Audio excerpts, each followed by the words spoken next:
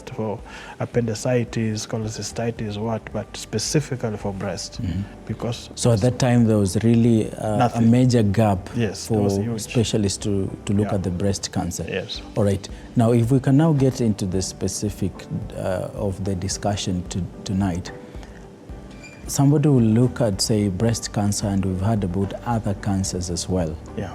So if we can start, like, how will we look at cancer? What is cancer, and what will therefore be termed as a breast cancer? Okay, so we know that on a daily basis, our cells are programmed to grow, and when they grow old, they die in a programmed way, okay?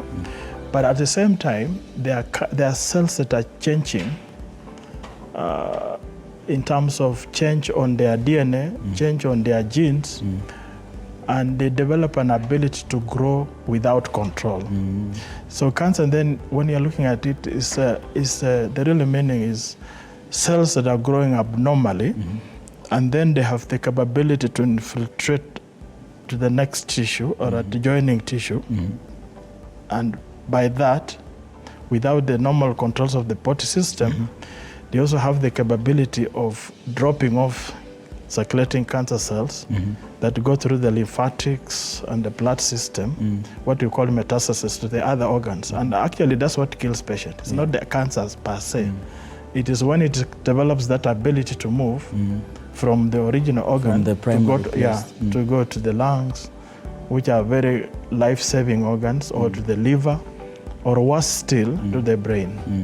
And that's what kills patients. So that abnormal growth, which is uncontrolled by the normal system, is what we describe as cancer. Yeah. So in summary, you're saying normal cells usually grow, but they reach a point they die. We call that process apoptosis. Apoptosis. Yeah. It's a controlled, programmed system of all cells. Of all cells. But some might escape that route because their DNA has undergone mutation or changes, what we call changes. Now, when they undergo those changes, they are not able to die. Yeah. They are not able to be controlled in their growth. No. And now they become what we call the cancer cells. And then they could appear now as a growth or a lump. All right. Or in blood, they will multiply as many uncontrolled cells, for example, in leukemia or in lymphomas.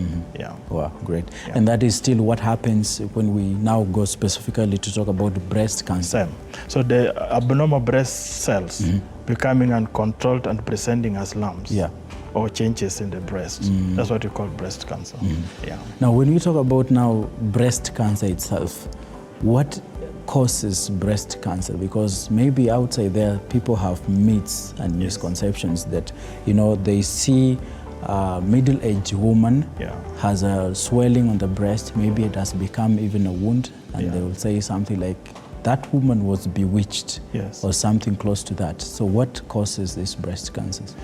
So even as an expert who has been in this practice for over 30 years, my take is that it's very difficult for the majority of breast cancer to pinpoint the actual cause. In other words, the causes of breast cancer are mainly multifactorial, but there are some risk factors that make somebody develop breast cancer.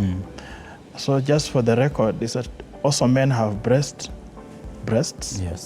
but our breasts are not developed as the women's breasts. They are actually